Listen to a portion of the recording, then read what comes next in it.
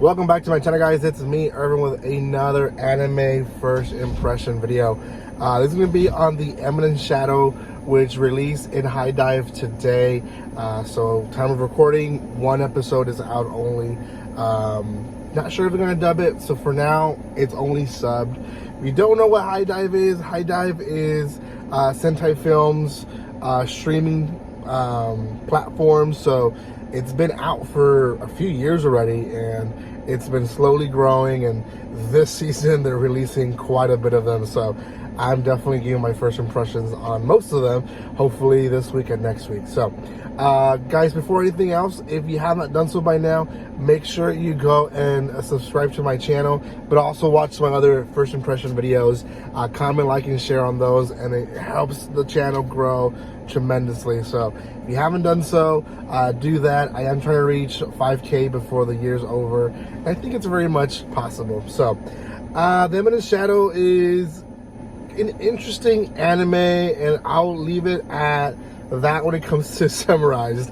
The first episode was a little confusing and was a little bit almost I don't know, maybe I didn't put too much attention, but the first half of the episode was so mellow that it made the second half so much more elevated.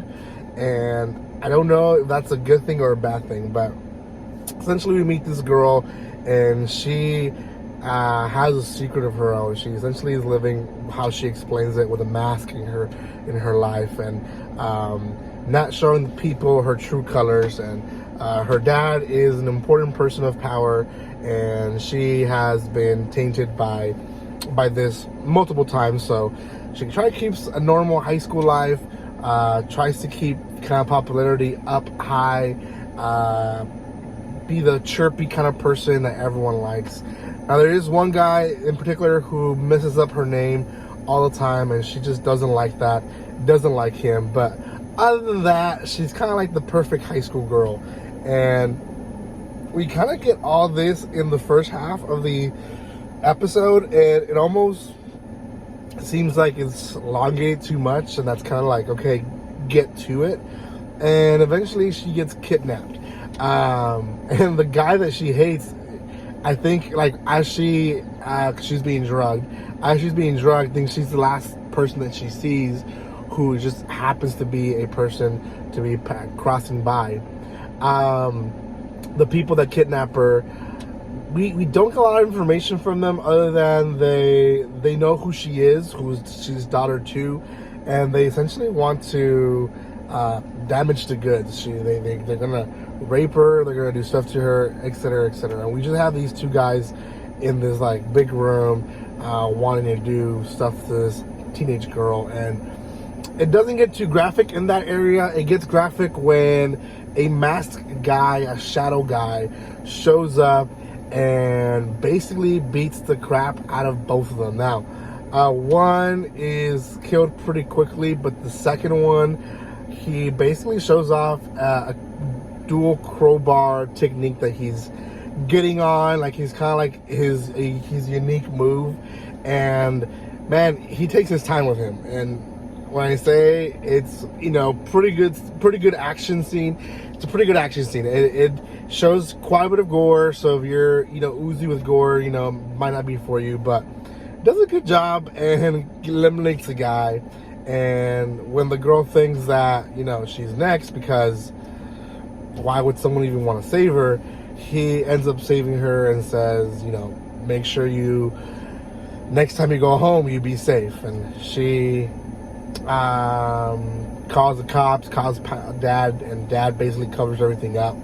And again, the episode continues with her having her normal life, having to still wear a mask and pretend like things like this don't happen to her, and says hi to the guy. The guy finally calls her by her name, and she's like, you know what, he's not such a bad guy.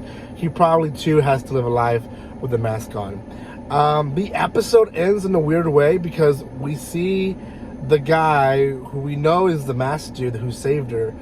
We see a TV news being crossed in the news, then it's the kid, and they say that he got hit by a truck and died a few years earlier. So I don't know why, if he's a spirit or what, but he's definitely not alive or something.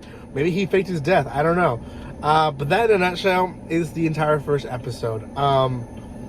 It's interesting. It's very much all over the place, I felt, but at the end of the day, it still hooked me. It still makes me want to watch the second episode to just kind of understand more what's going on. So, I don't know.